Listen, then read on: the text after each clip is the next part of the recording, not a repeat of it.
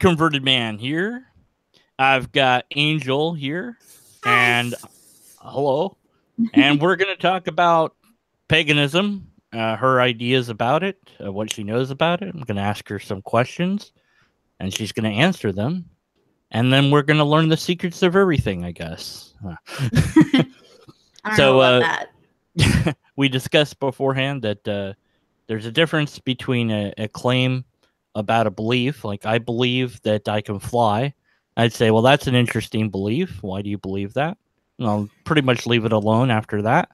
But a statement like this magic spell can cure your hiccups is a statement about reality, and I'm going to ask that that be proven or demonstrated to be true in some shape, way, or form.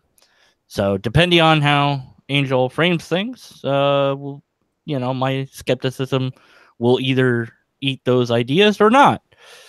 All right, so Angel, welcome to this insanity. How are Feel you doing? welcome. I'm good. How are you? I exist. I'm here. That's all I can give you. Fair enough. There's Johnny in the chat. All right, great. So, you are a paganist. Is that the correct terminology? I'm a pagan. More specifically, I am an eclectic pagan, which basically just means that I don't follow any one specific path. I just kind of pick and choose what I want my belief system to be. Okay. And what, in brief or in detail, however much detail you want to go into, what are your beliefs? And let's start there.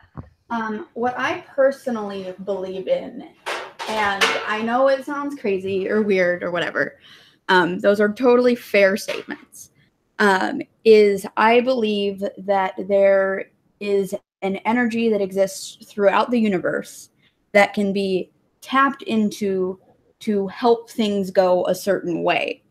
I do not believe that it will affect dramatic change all by itself. You obviously still have to go out and do the thing in order to actually get it to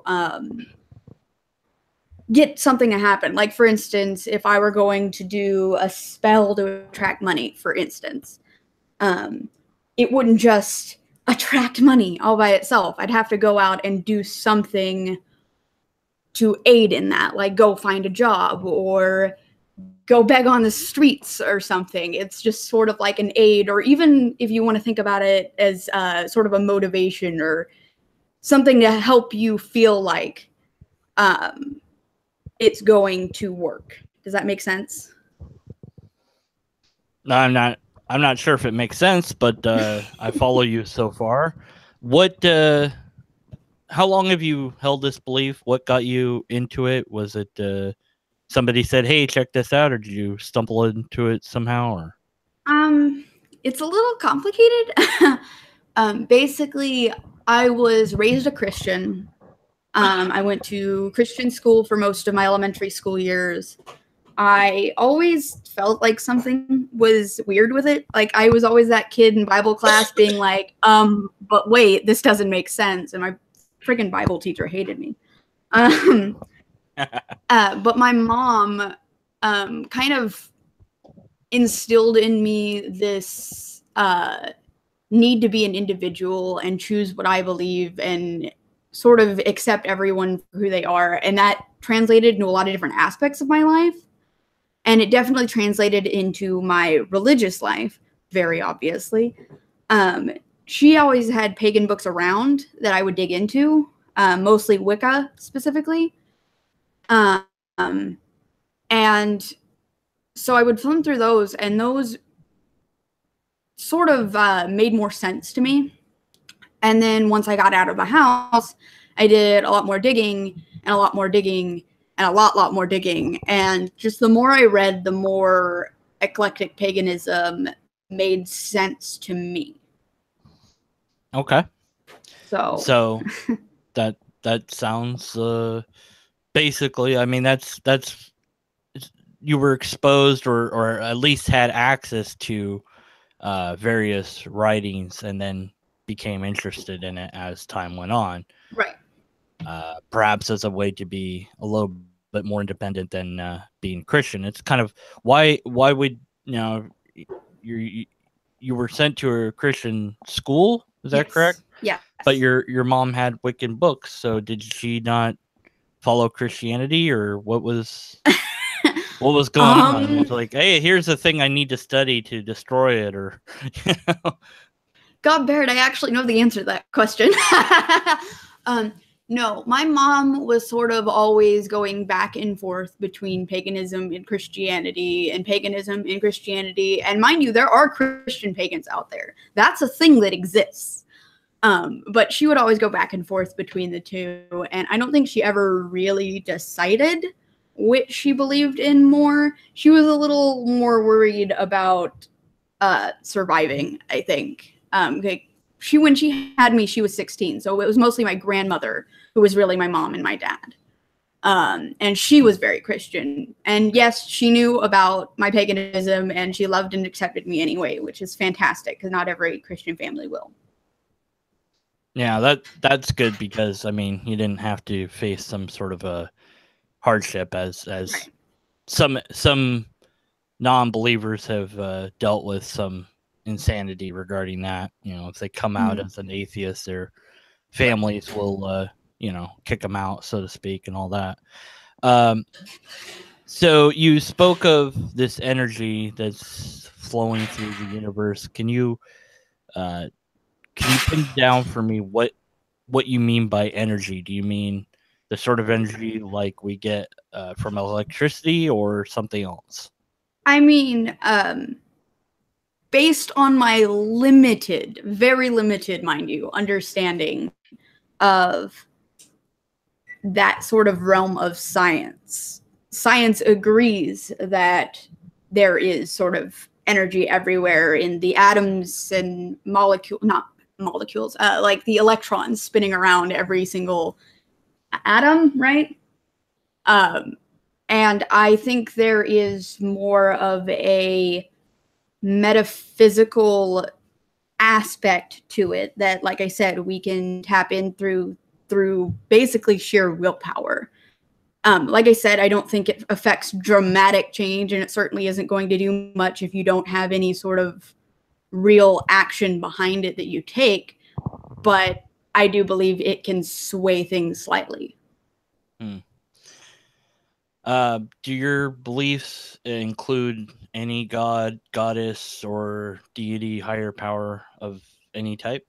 Yes, I personally follow Dionysus, the Greek god of wine, women, and the land. He is my patron deity.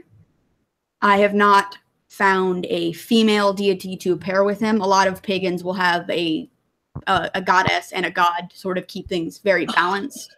That's a theme that's very, very common in pagan circles. Or they'll just worship like the Lord and the Lady, as you saw in the BuzzFeed video. It can be as general or non-general as what suits the individual pagan. There are pagans who just worship nature and there's no deity involved whatsoever. Yeah. By the way, that reference to BuzzFeed, we encountered each other through a name I can't pronounce. Dexter, you know that guy. Dexter. You know, that famous YouTuber that's way bigger than I'll ever be. That guy. You know who I'm talking about. You say the name again. Dieter Lucum. Yeah, that's it. I'm never going to say that name right. It's not going to happen.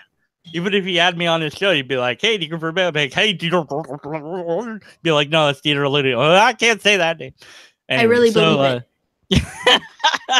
So, yeah, that's how I stumbled onto Angel here. It's like, hey, yeah, I want to answer these questions. I'm like, okay, I'll do it. I'll ask questions and you answer things. All right. So, do you have a afterlife belief? Is there a place we go or I do transition personally to? have an afterlife belief. And as far as I'm aware, most pagans do, though not all. Once again, it can be very, very individualized. There are specific paths that have specific beliefs, but a lot of pagans today tend to be more eclectic and sort of that choose your own belief sort of a thing. My personal afterlife beliefs basically involve reincarnation and a in between lives resting place that I personally refer to as the Summerlands, where your soul can basically sit and reflect and, if necessary, punish itself for its misdeeds before moving on to its next life. Hmm. And with reincarnation, do you retain some memories, or do they all get washed away? I I don't know. I'll be straight up honest. I really I know some people have claimed that they have. I don't know that I believe them. I think it's possible, maybe, but I just don't know. Okay, fair enough. With I've always been kind of fascinated with the idea of reincarnation. And I have a lot of questions about it. Now, is this a soul or a spirit in you? What is it that is undergoing this process of change when upon death? If you could tease that out a bit for me. I'm sorry, one more time.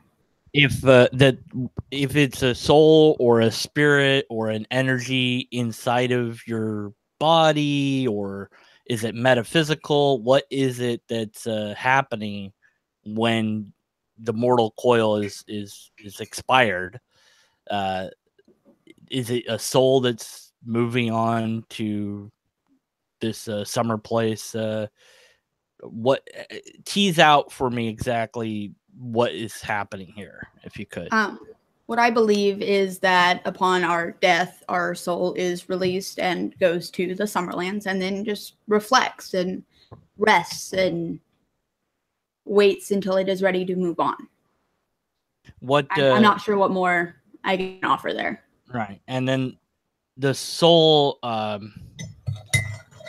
souls generated by humans, animals, insects, any living creature, or just humans? Or is there My personal belief would be that it's in any relatively sentient living creature. I believe there's a threshold, I guess, is the way I would put it.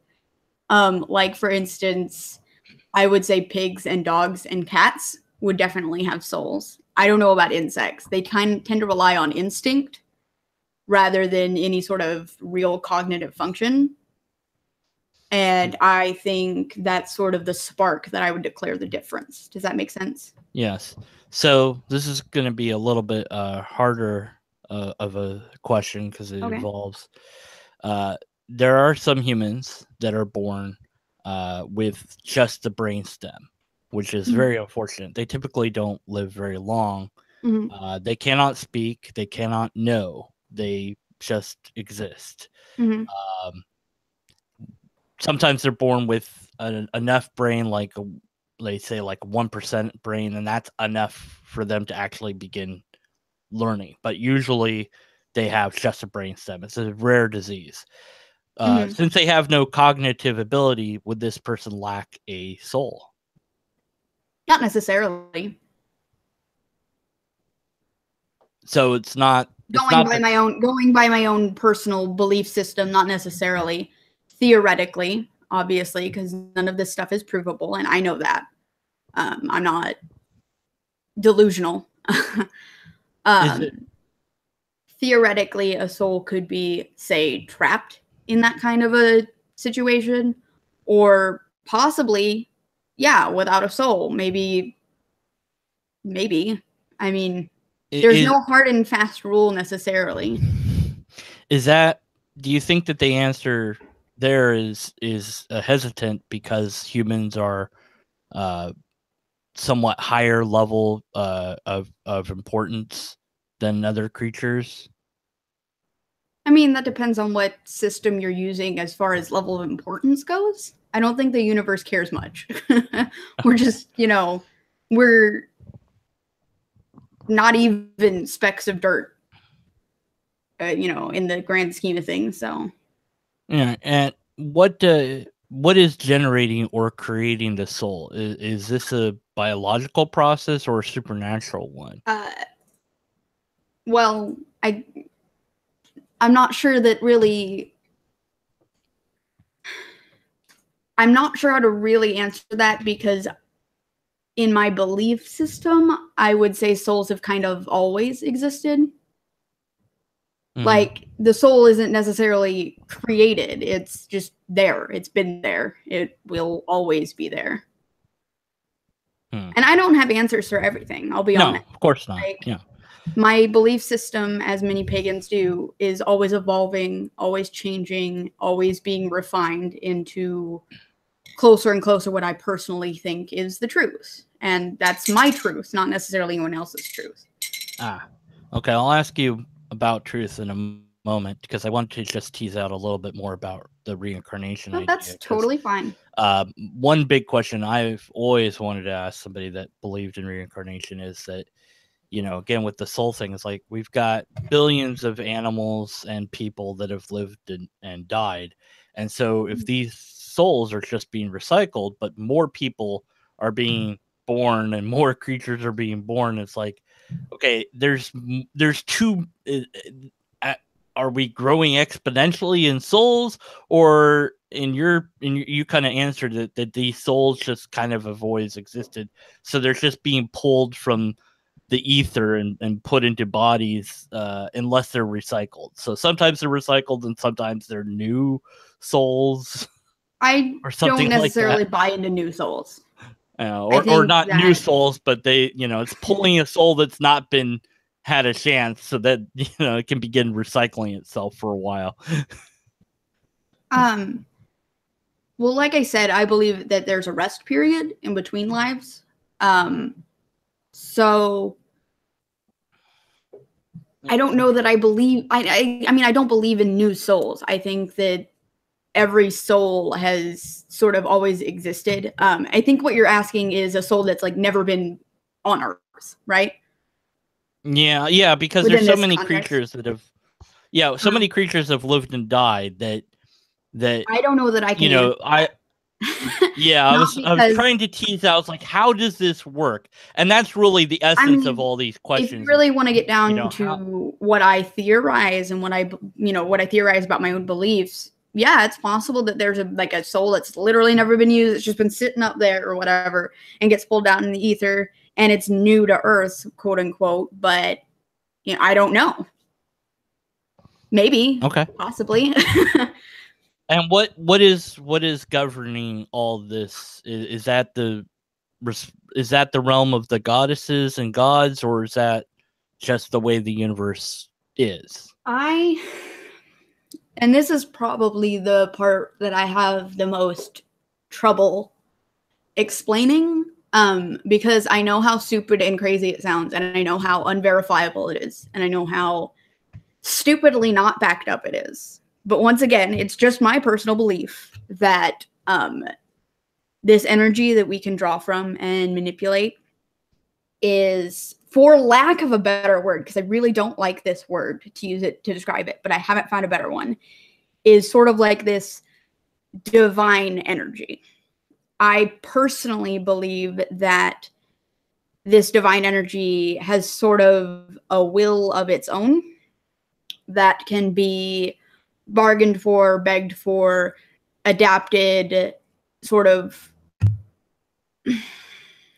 like you can change it, you can tap into it, you can use it for your own personal use, but it does have its own sort of flow.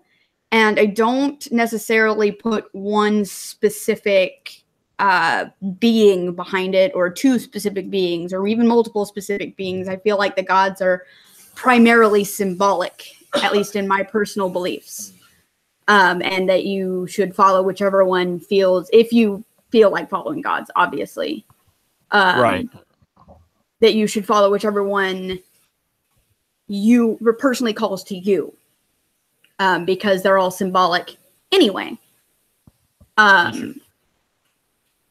And I don't, like I said, I don't necessarily think there's a specific consciousness. I just think of it as sort of the universe and how it works, period.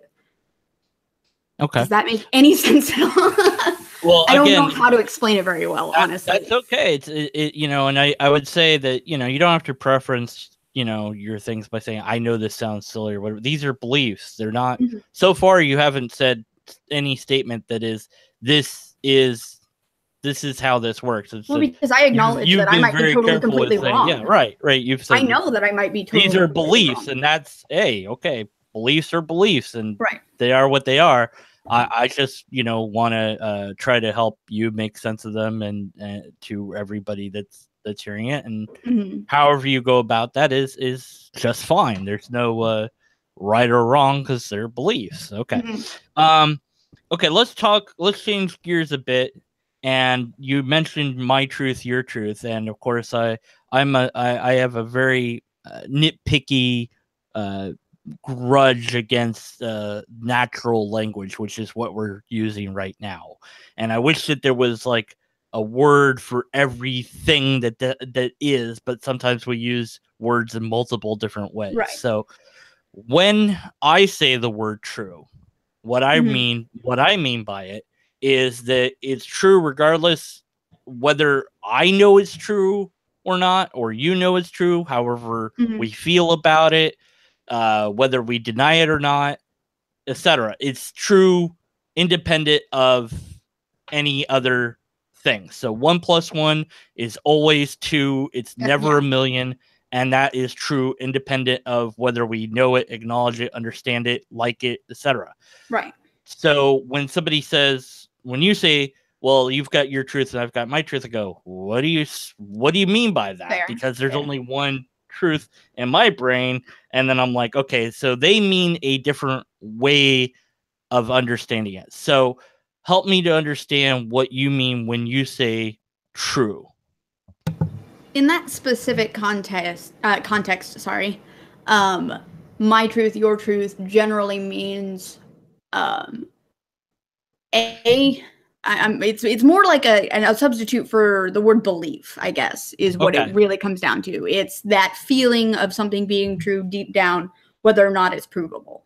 So does that probably, make sense? Yeah, probably in that specific context. Yeah, but I would say it's probably then in future conversations you might, this would just be my preference, but of course you don't have to do anything, would be to use belief instead of say truth. Right. Say, I'm sorry. I should be.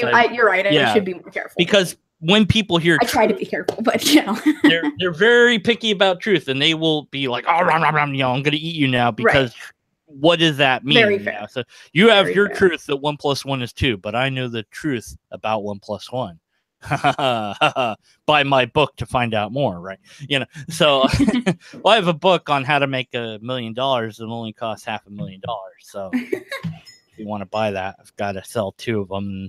In the book, it says, you know, just sell this book to two suckers, and there you go. And that's all the book needs to say. Of course, I have to like surround those words with like quantum and, you know, triangles and cats. Quantum woo. Yeah.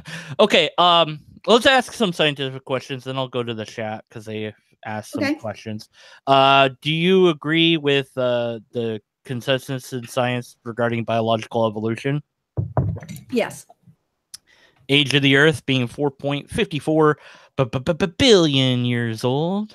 I'll be totally honest and say that I've not always bought that exactly, but I will also be honest in saying the only reason that I didn't totally believe it is because I don't really understand the tools used to measure it, and I will accept that that is what we currently believe, even if I still don't understand enough to really say, yes, that's true. Okay, that's fair enough. Because the consensus of scientists that agree with is, you know, the only scientists that don't agree with it are like creationists, basically. Right. It's not. But that doesn't I'm make skeptical of it because I don't understand it, not because it's not true. I was going to say that doesn't make it true. What makes it true is the data. And then you're right to say, well, yeah, they all agree with it, and that's a good start.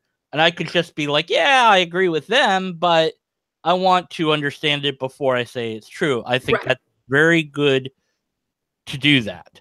Okay. And people are gonna misquote me on that later. Oh well. You know Well, what then I you just mean, link them to people. this Read my mind. video, and it'll be Yeah. fine. You know what I meant when I said in that video? Yeah, don't ignore me there. I knew what I was saying. Blah, blah, blah. Anyways, okay, then the age of the universe, same thing would be now that one's 13 billion years old. It's pretty much the same answer. Like, Same I don't answer. understand the science behind it, but I accept that it's considered true by the scientific community right now. Right. Okay, so no issues or major issues with science. Wait, what's the size? What's the shape of the Earth? It's a globe. Yeah. Technically, actually, it's a little oblong, but you know. Yes, ovoid spheroid is the very technical, nerdy, geeky term. Yeah, no, I'm really into science, honestly. Yeah, so weird. yeah, hey, we don't have any of those creationist weird stuff to I worry about. That I didn't even really buy into that when I was Christian. yeah, did they try to were the Christian school you were going to have some of that there or actually I don't remember very much. I remember mostly having problems with the whole Adam and Eve, not Adam and Steve sort of thing, because that was going on when I was in school. So did Adam and Eve have? And I was like, but I like girls. Did Adam and Eve have belly buttons? No, I don't know. Okay, so let's go to the chat. Gob Barrett asked, does pagan really stand for people against goodness and normalcy? Not as far as I know. As far as I am aware, the term the term pagan was used to refer to anything that was non-Catholic or non-Christian back in however long fucking like way back before the Catholics took over like everything. Yeah, the early Christians were called pagans and also were called atheists at one point because the other people didn't recognize the God that they were worshiping. Right. Johnny Drive-By asked, how many types of pagans are there? Oh, so many. Many. We gotta answer that in the form of a meme. Over 9,000. I can't actually put a number on it because, like I said, eclectic pagan could have a million billion different derivatives of any two eclectic pagans that you ask could have completely different belief sets. There's I think, don't quote me on this, I think there's about like 20 different established like paths with actual like written down traditions and stuff like that. But like I said, paganism is like a huge umbrella term for anything that's like vaguely magic-y or nature worship-y, specifically non-Christian, yada yada yada. So it's like it's this big umbrella. There's 20 ways. I'm quoting you. No. Okay. Why did Gob asked, why did pagans start bringing trees inside their houses and decorating them? The reason why that tradition got started is because they didn't want the nature spirit of the tree to die out in the cold. I'm not kidding you. That's why it started, because they wanted to protect the nature spirit of the tree. So they brought it inside. Let's chop this tree down. Right. No, I'm not saying it made any sense at all. So it will die. Yeah. Well, it's dying anyways. Quick, put things on it. It must be cold. I don't know about the decorating thing. I assume that was probably some kind of offering to the gods and goddesses and whatnot. I assume. I don't know about the decorations. I think this was a tongue-in-cheek question that Gobbs said. Do pagans really dance around with goat leggings like on the movie Dragnet with Tom Hanks? I haven't seen the movie, but I know that pagans have lots of naked dancing celebratory festivals. Yes. Oh, not always naked, but yeah, no, there's lots of pagans who do that, like dance naked around the fire. That's totally a thing that happens. Really? Yeah. It's sort of just like getting in tune with nature, sort of a vibe, and it's very meditative almost. Like it puts you in a different deeper into pagan dances. Got it. Okay. Sorry. Had to remind myself. No, that's to okay. I must research this Actually, later in detail. Somewhat locally, we have a nudist campsite that does host pagan festivals for that kind of a thing. So Really, okay. I've never been. I really want to, but I'm not that into camping. So. I'm going. All right. To just for science. That's all my interest. I swear it's purely scientific. Okay. I'm, being silly. Do you really? Okay, God, this is another tongue in cheek. Do you really believe in this, or are you trying to be edgy and cool? I really believe in it. And yeah. You cannot. Cannot believe that I believe in it if you want. That's honestly up to you. I'm not bothered. I'm not trying to convert anyone either. So yeah, being edgy and cool. I think that like as a rebellion to Christianity, somebody might, a Christian might say, well, you did this to rebel against Christ or something of that nature. But it was pretty clear to me you did this to be independent. I don't see that as a rebellion. Well, and there are definitely pagans who come to paganism originally that way, and some stay and some leave, and you know what? That's okay. Whatever your personal journey is, as long as you're not hurting anybody, go on, do it. Whatever. I think we kind of glossed over this a bit, but Gob asked what was the reason that convinced you the truth of paganism. It's what felt right to me. It's what sounded right to me, and it's just what I came to believe. I mean, there's not much more to it. I mean, I can explain to you some very specific personal experiences, but they're not going to mean anything to you, and there's no way to verify them. So, yeah. Okay. How do you explain split brain patients, or is their soul split in half? So there are people. There are people that have had surgery where they split the hemisphere of the brain into left and right, and these people often develop two distinct your brain will work. Personalities. Your individual halves will often work separate from each other. I don't believe that your soul is split in half. I don't believe that the soul resides in the brain. How about that one? Okay. The most famous that I know of for that was the one that I always would point out was the person wound up being that his right side was theist and his left side was atheist. So yeah. There's lots of cool experiments about split brain patients. I think it's a really neat subject.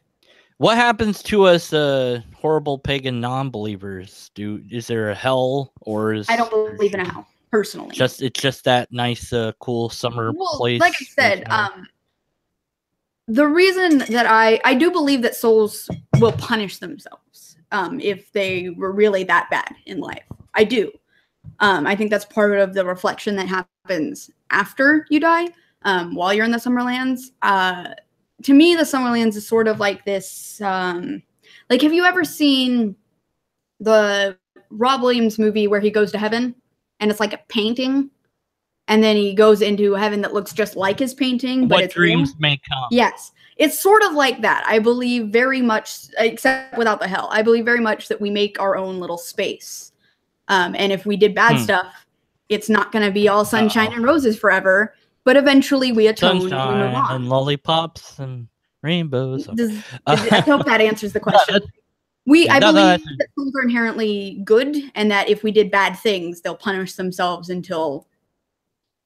So I have some things to look forward to and some things to dread. Right, and I don't think non-belief is worth punishment either. I don't think it's inherently bad. I don't personally believe that if you're not a pagan, you're going to punish yourself in the afterlife. Like as long as you don't hurt anybody non-consensually, BDSM joke, I don't think there's anything wrong with how you live your life, as long as you're not hurting anybody. Do you get irritated or tired of Christians thinking you worship Satan? Actually, I don't think I've ever been asked that, to be honest. Then again, I'm not like going around like being like, I'm pagan, look at me. So religion doesn't come up that often. But even when it does with Christians, I get these sort of questions, like, what do you believe? Trying to figure out what it is that I personally follow. I even had a chance meeting with a group of Mormons where I didn't want to go out and say I'm pagan, but I was like, I just kind of believe that everything's a little right. And, none of them were like Satan worshiper. Although I will put in that it is correct that some pagans do worship Satan.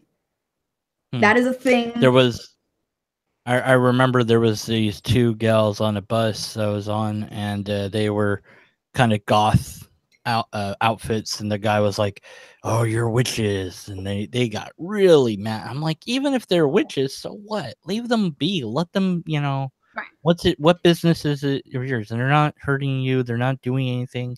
You just had to, say, oh, whatever. Do you believe in karma? Dave wants to know. I believe that for lack of a better word, divine energy that exists has a penchant for punishing those who've done bad things. I don't know that I'd call it karma exactly, but I do believe that what goes around comes around often enough, if only because of causal reaction. Like if you do a lot of bad shit, something bad's bound to happen to you, sort of thing. He also asked if there was an ultimate destination for souls after the world stops existing. Will we? I don't know. I really don't know. I like to believe in what I call egg theory, where eventually for instance, I saw it originally on B of all places, but it was basically the story about this guy who had died, and he had a guide through his afterlife kind of reviewing his life and talking about it with him. And he eventually got told that he was going to be reincarnated, and he was like, oh, who am I going to be reincarnated as? And it was like this 400 BC Chinese woman. And he's like, wait, what? I was just in 2014 or whatever. And, the guide answered him, well, it doesn't matter. We're, beyond time and space. We can put you anywhere we want. It doesn't matter. And basically the idea was that eventually the soul would go through every lifetime on Earth and ascend to what the guide was, essentially becoming sort of collectively a god. And I like that idea.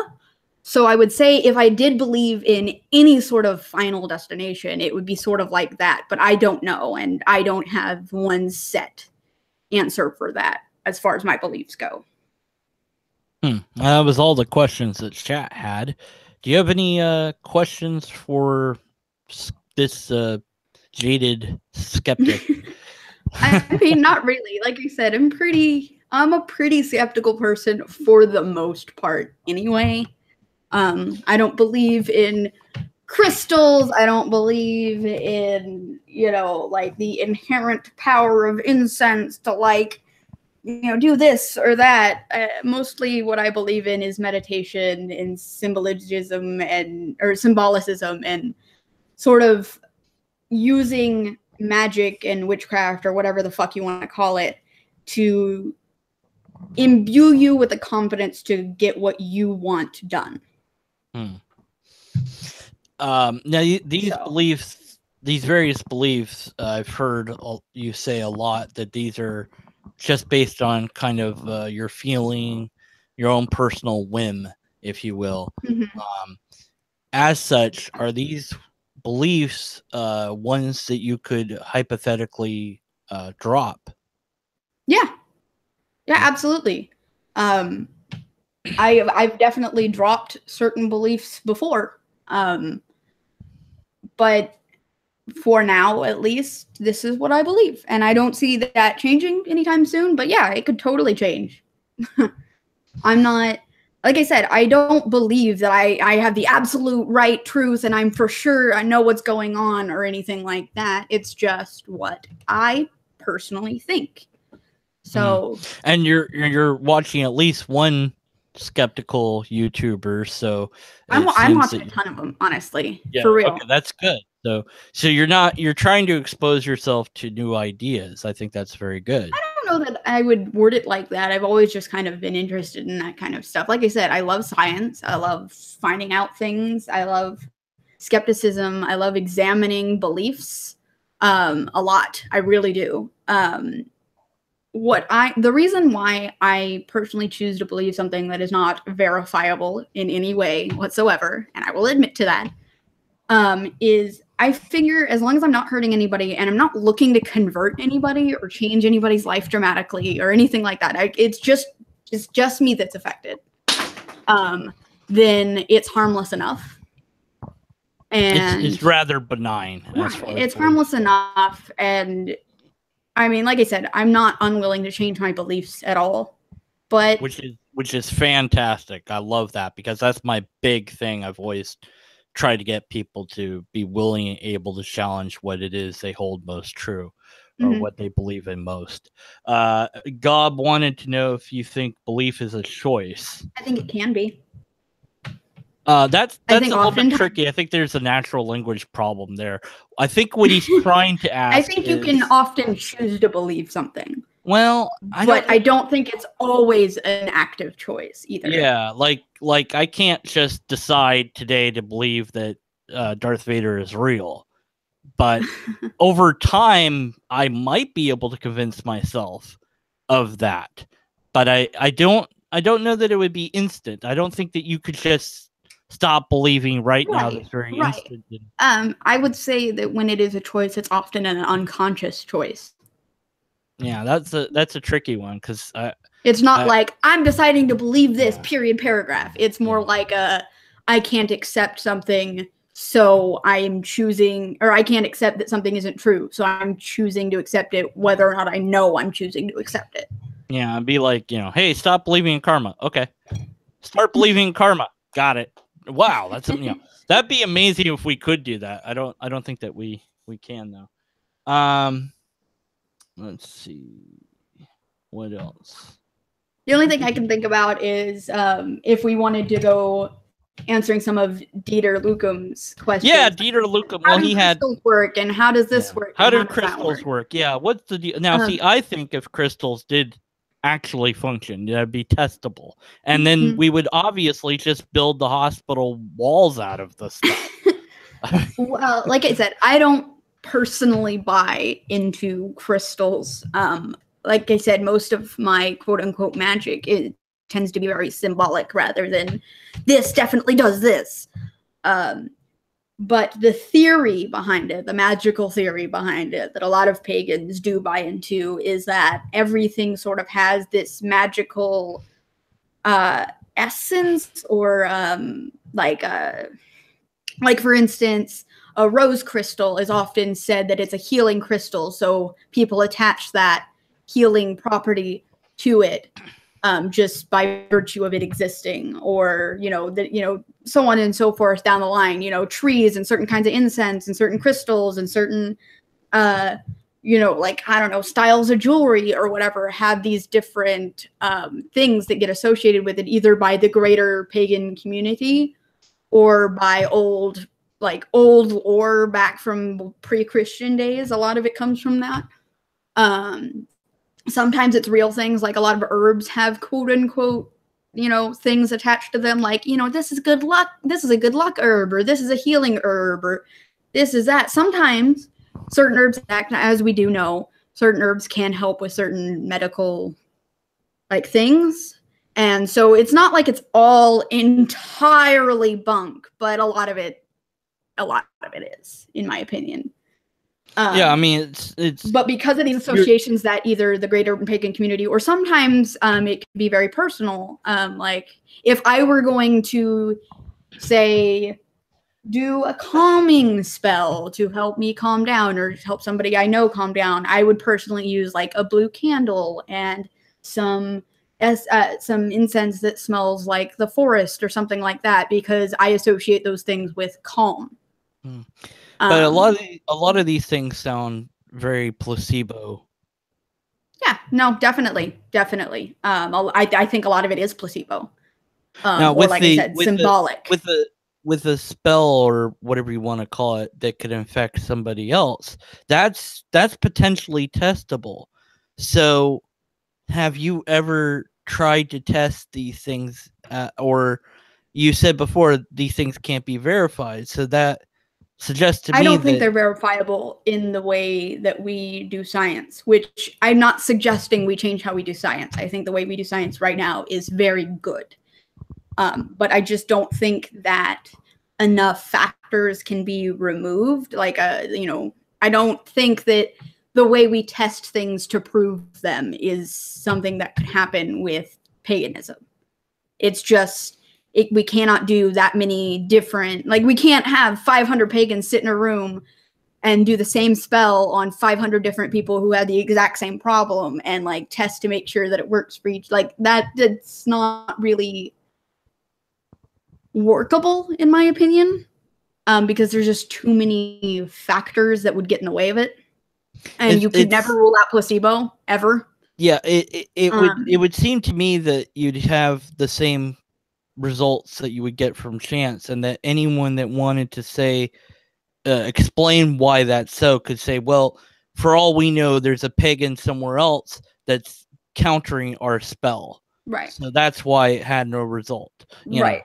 And it's kind of like the same thing with prayer. No, there's like a million different.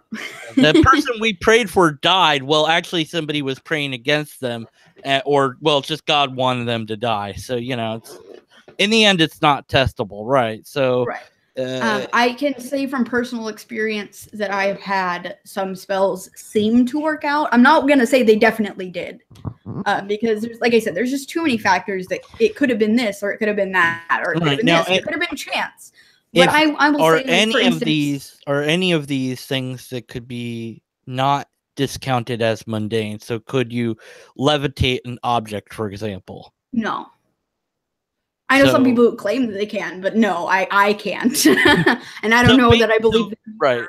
So all of these things could just be mundane explanations. Right. Yeah, I totally accept that all of them could be mundane, which is why, like I said, my paganism tends to come from like meditation and symbology and finding that motivation within yourself to make things get done rather than just magic. Of course, I also believe in some straight up magic stuff too, but that's just my belief. Right.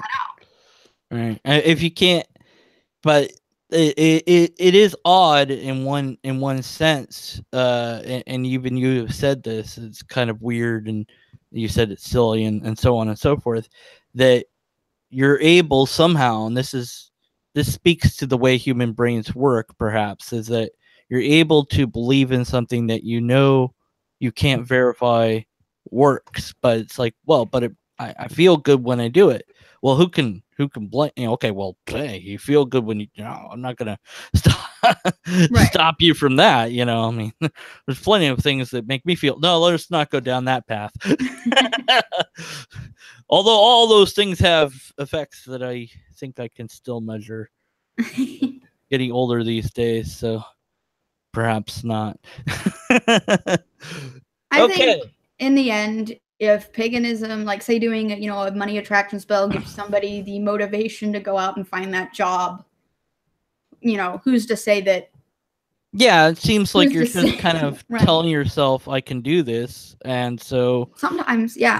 Therefore, you can do it because you gave, if you had to kind of sneak around, so to speak, your brain, and because you directly telling yourself, well, I can do this, wasn't enough, so sometimes you need that ritual. You have in a different mental space, and really going through the steps gives you that sense of empowerment.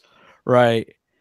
One that I know Gob asked about the pagan days of celebration, if you don't mind me. Oh yeah, I was going to go to that one. Yeah, go ahead. There are 8 typical holidays on the pagan wheel of the year, as it's called. It starts with Samhain, that is the witch's new year. You've probably heard that word before. It's Halloween, basically. It is where basically the wheel of the year, or the story that goes behind it, is the Lord and the Lady's story of love, birth, so on and so forth. So it starts on Samhain, which is Witch's New Year / Halloween, All Hallows Eve, whatever you want to call it.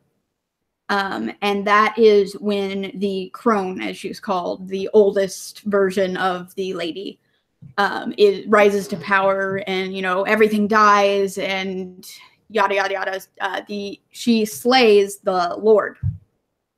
Did you just yada yada yada as a story? A little bit, yeah. Anyway, but she grows to power. When did this become Seinfeld? What universe am I in?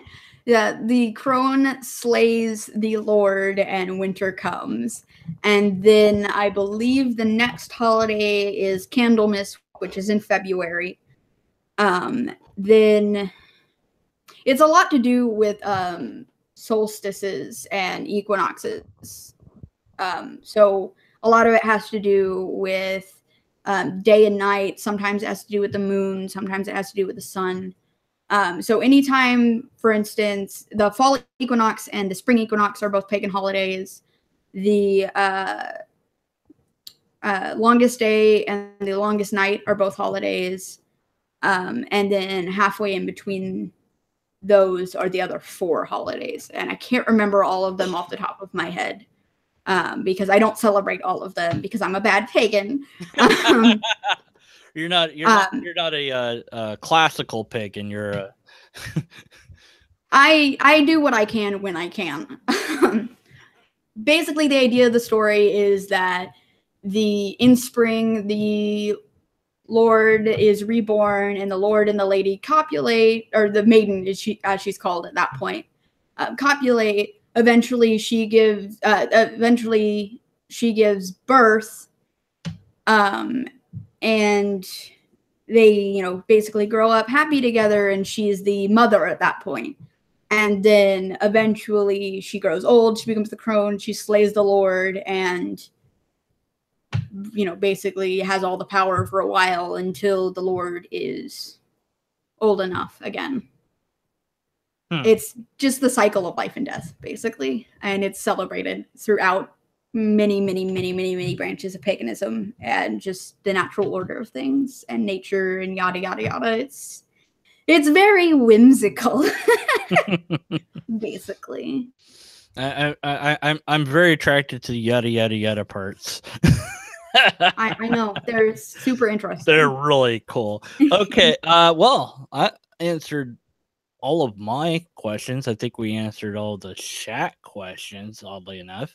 Now viewers of me will be like, Deconverted Man, but you didn't pwn them, you didn't eat them. Well, these are belief statements. There's nothing to eat here. I've got nothing to work with here, people. I've got no syllogism. So there's no argument being offered, and thus we would have to be skeptical of the conclusions. These are beliefs, and that's all there is to it. I would say they're benign. The only thing I would, now you said, you're not hurting anyone else. You're only hurting, if at all, yourself. And there's this always kind of been this idea I've tried to make into some sort of workable argument, that is believing in something that might not be true in and of itself harmful to a person. I don't think so. And as long as it's not like, I personally believe that this invisible man is trying to shoot a gun at me and it causes me to attack somebody else. But that's a delusion, not a belief. Exactly. Does that make sense? Yeah, it with your beliefs, they sounded rather benign to I think they can. Yeah, but it depends on the just by inherently it not being necessarily true. I don't think that's inherently harmful. It's been one of these things that every now and then I'll be like, can I argue this? And I haven't come up with a logical argument, so maybe there might not be one, or maybe I'm just not that bright. I don't know. No, that's not possible. You seem pretty bright. I'm the smartest person ever, and the most humble. Okay. No, that's me. Okay. Do you want to plug any channel, Facebook, Twitter, whatever you got? You can plug away whatever you want to plug. I have a YouTube channel, actually, where I try to take down other people's beliefs, mostly politics. I only have 2-3 videos up or something like that. But I did a video on Paul Joseph Watson, and I did a video on who was the other one I did? I did one from each side of that debate, because I think sometimes both sides get it wrong. I'm very centrist, don't you know? So I like to talk about politics. I haven't posted anything in a while, but I'm waiting for something real juicy to come up. So if you want to check me out there, we could tease some politics before we end if we want. If you really, that could be interesting. Because I I pretty much am left center on when I took the test of the political, I whatever. always But I test. think that they haven't updated that in a while, I suspect. Right. I've always tested left center, but I Yeah. look at the left and I'm like, Yeah, I don't know about lately this. well, it seems like the weird thing is that it's hard to know because the far left and the far right are They're so being loud. and of course the media, because they're interesting and they draw ratings because it's conflict, so now it seems bigger than it is. So it's kind of like there's like, did you guys learn nothing from Trump? Like when you fed it power, you gave it power. Exactly. You Not that Hillary would have been any better, personally no, speaking. no. But not at all. It would be different. No lie. But I don't actually, think it my would vote be for the better. president was Bernie Sanders. Not that I completely agreed with him either, but he was way better than either other option. The best of the worst. But the problem was, they shot themselves in the foot, and they, his polling. It didn't make sense to me because his polling showed that he would have beaten Trump, and so the logical choice would have been for them to put Bernie up, but they put Hillary up, and I'm like, well, you've just lost your own election. And I think Bernie should have said, I'm just going to run independent and still been in the race, but whatever. I don't know anymore. But now I've grown to not align with Bernie and there was a lot that I disagreed with Bernie on because he's too progressive for me. But he was way better. There was way more that I agreed with him on than I agreed on with either other candidate. And I think he genuinely came from a good and caring place. Yeah, which is something I appreciate. The one thing that I find interesting with Trump is that for the first time that I can remember, at any rate, I've witnessed a president upholding almost every campaign promise. And I was reading this magazine, waiting for a dentist to drill at my teeth and whatnot, and it's like, here's Trump's first year, and here's like the campaign promises, and like all the ones he made except for like 2 were pretty much taken care of or on their way to being taken care of. And I'm like, that's what are people complaining about? He's doing exactly what he said he was gonna do. How are you? He's racist. I'm like, yeah, maybe he's kind of racist, and so as long as he's not making any policies based on that, who cares? But we don't like him. Oh, okay. You don't like him. Is he doing the things he said he would do? Yeah. Okay. You don't like that? I understand. But, whatever. I don't know. What are you going to do with it? Politics are crazy right now. So feminism, what do you think of that? I am not a feminist. I think that now that's something the typical average feminist is probably coming from a good place and probably doesn't have anything like egregious. Like most feminists that I talk to in real life are choice feminists, which I'm totally fine with. If you just want women to be able to choose whatever they want to do, great, awesome. I'm right there with you. Yeah, the word has become taken over by the ideology. I think and I think people are just simply unaware of what it means, and so when they say, "Oh yeah, I'm a feminist," it's like it's more about women empowerment for them, and it's not about what feminism is, which is this Marxist postmodern ideology from hell itself. That's just I've had a friend of mine word it really nicely. I don't like feminism either because not because it, but because of the illogical, I should say. Yeah, the inconsistencies, the things that I've read about it, crazy. That really deeply, darkly disturbed me. One of the things was this one person that was in that realm of feminism, that facts are violence. And I was just like, what? So the other video that I have on my channel is actually from Feminist Current. Yeah, it's about how it's about how like all men are pedophiles because beauty God. standards or something. And I was like, oh my God. Like, I tore this thing to shreds. It's a 22-minute video. Yeah, no, I was just like, it was proof was violence, because they had said, okay, we've had these threats against us, right? And this whoever it was said, well, provide us some example. We're not going to do that because that would make us relive those experiences. So we're not gonna prove that this really happened to you, because that will cause even more trauma. Right. So if you I understand it making you feel that way. I get that, but at the same time, you can't expect people to believe you if you don't want to show it. Well, that's what they want. They want you to just believe what they say, because why would I ever lie about being abused? Me too. Right, like hashtag me too, Two little things that I have to say about that is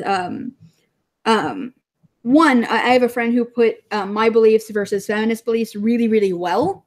And what it was is that feminists, their loyalty, their main loyalty is to women, period, paragraph. And my personal loyalty is to fairness. I want everything to be as fair as it can be without intruding upon personal freedom, basically. Right. And we're pretty darn close to that. I mean, there's things that could be patched up. I mean, there's deep questions to resolve, like, with abortion, for example. The man has nothing to say. Right. And I think that's completely unfair. But I also don't think there's much we can do about it right now. Yeah, like, there's a little we can do. Personally, I think if you truly want it to be the woman's choice to decide whether or not to abort, which is effectively giving up your parental rights or keeping them, the man should also have a way to keep his parental rights or forfeit them, which I think should be like a contract saying, I'm not going to be financially or parentally responsible for this baby. And they're allowed to sign that if the woman wants to go through with the pregnancy. Yeah, like the technology to take an unborn cell out and put it in an incubation or something like this doesn't really exist yet. I mean, that would be ideal, though. Yeah, you have to wait to a certain point to do it. You could do it, but you have to wait. But I think in the meantime, you really should implement. Yeah, but in the meantime, we have essentially this problem that seems, unfortunately, the best solution is to say, allow the choice to be made by both parties or at least that the woman gets like 90% say or all the say or whatever. Like I said, I personally think the best solution to that is just allowing the man to forfeit his parental rights and his financial like, because the man has to pay for the baby. Right. Yeah. I think he should be able to forfeit both his parental rights and his financial responsibility if the woman goes through with a pregnancy that he doesn't want to be a part of. And then that would allow the woman to take that into account, whether she wants to at that point too. Of course, that's interesting. I like that.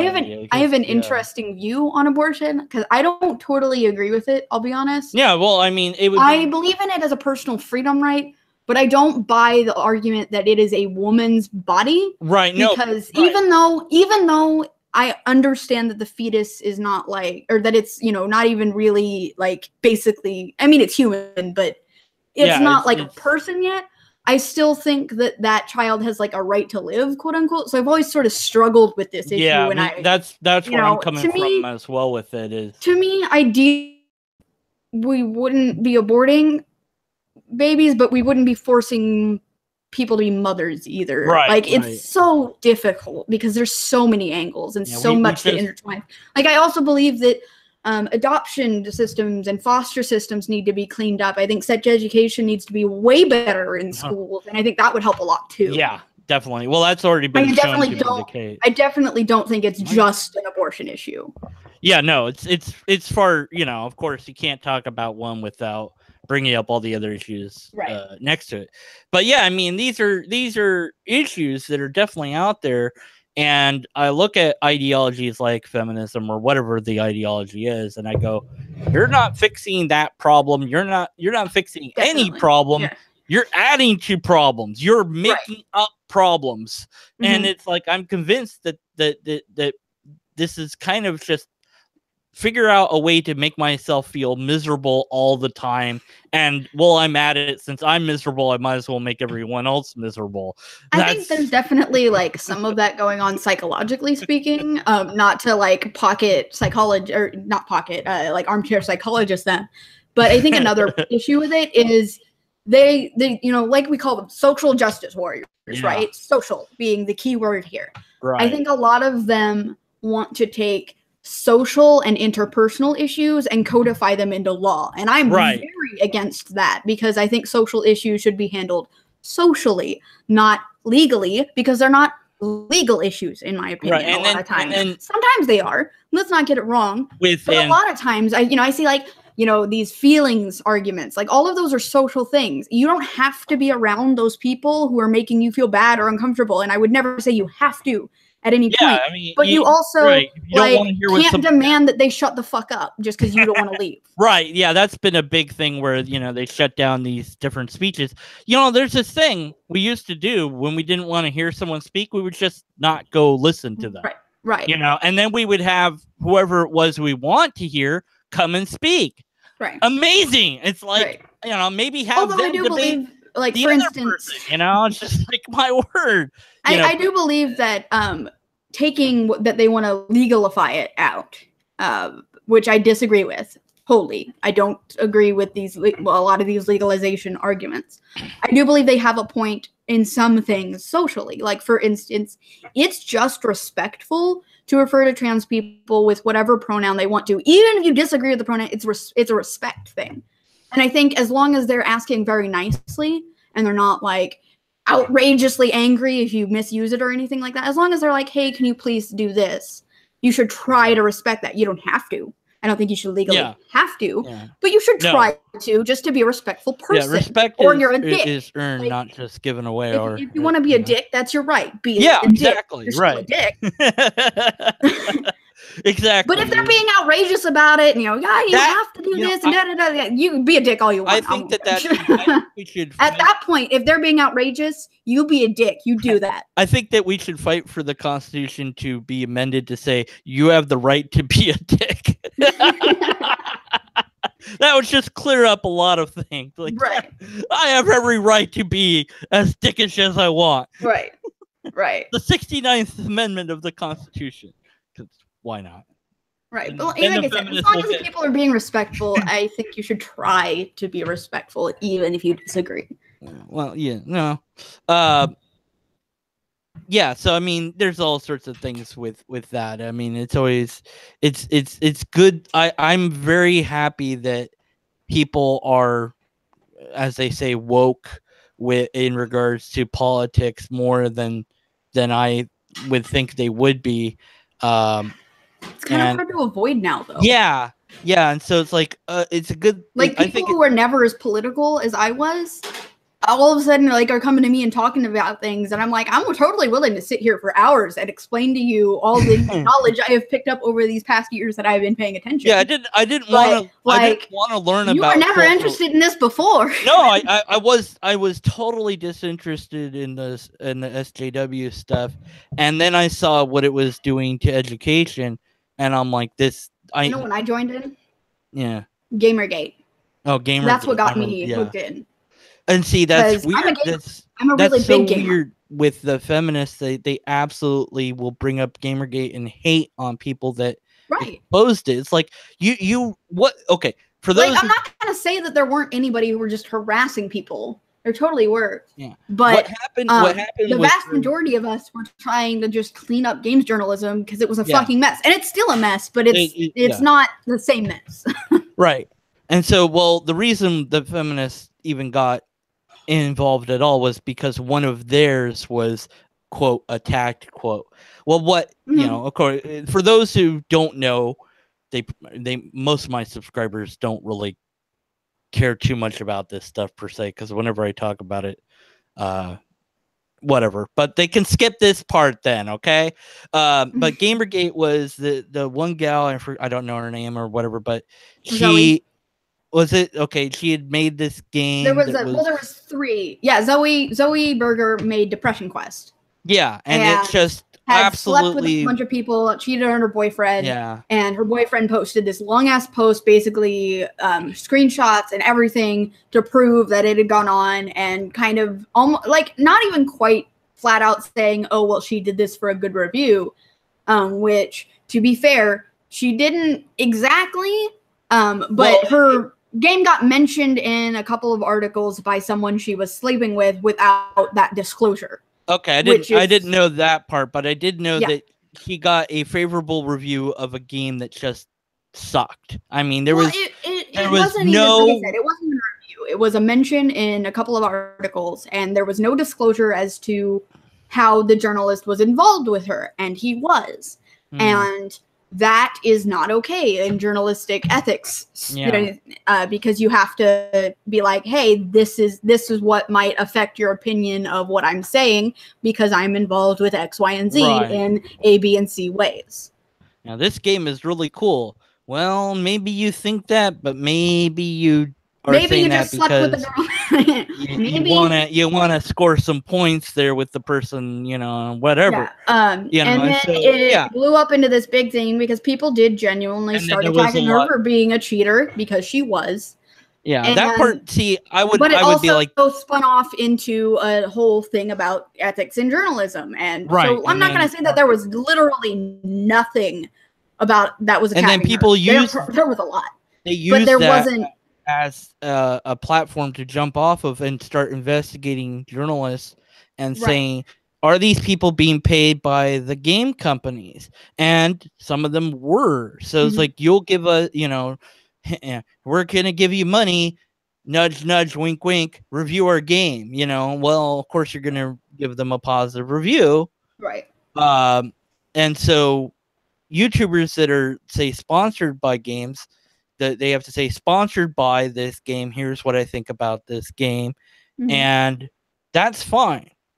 When you don't say sponsored by, as long as you disclose it, you have to disclose it. And so that's where the lack of legally integrity. You actually have to disclose it. So that was an actual legal issue. Right. So that was the intellectual integrity and ethics that was lacking of many of these game reporters, that Gamergate really got big because of that stuff. And it's like this one person that was just like that's what's maybe started the stuff, but it was like, people, moved on.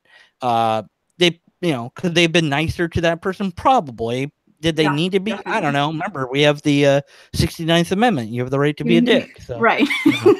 Which irritates the feminists because they want it to be, you have the right to be a pussy. And they get, like, I mean, you do, but you do. Of course you do. You have the right to be a triangle, whatever you could be a lobster, whatever you want to be. You have the right to be a lobster if you want to be.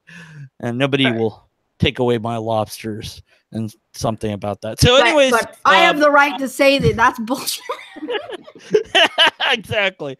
So you have the right to claim you're a lobster, and I have the right to say that's fucking bullshit. You can't prove I'm not a lobster. I mean, I guess you're right. You don't have a cam on. Well, anyway, even if I guess did, that wraps this up. Yeah, I was gonna say I'm gonna put your link to your YouTube in the description of this, whatever this was, and go check out Angel's YouTube and tell her that she's right or wrong or whatever you want to do, and subscribe. Subscribe to her because I told you to. And for no other reason, just because Deconverted Man said do it. And this was especially if you like politics stuff, honestly. Yeah, and this was a good information exchange about this particular belief system that she has. And I want to commend you, Angel, for being able and willing to challenge your beliefs and to being, looking at the other side of the coin, looking at the skeptical things that are out there and interacting with those ideas, and especially being pro-science. All of that is fantastic. We need more of that. I think that it's clear to me, it's always been that some humans have in their brains a need for this sort of stuff. Some don't. And some are able to switch between the two, perhaps. And who knows what sort of brain you have. Maybe you have one that's flexible, that you can believe these things or stop believing these things, or maybe you have one that has to believe these things, or some aspect of them that you couldn't, even if you try, get rid of, because your brain will just refuse to do it. Who knows? And that's the way people are. So as long as we're not making claims about reality, we don't have to just utterly rip people to shreds. So, and the beliefs, as far as I could tell, were benign. So there's no reason to try to deconstruct them on that level either. But we don't have, sadly, any empirical evidence, which was okay. We didn't have any repeatable tests. We didn't have any argument presented at all. So, as always, we have to be skeptical of the conclusions. And that's all for now.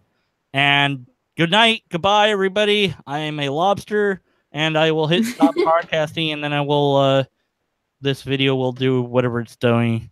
Good night. Goodbye. I don't know. Bye. Click the button. The button.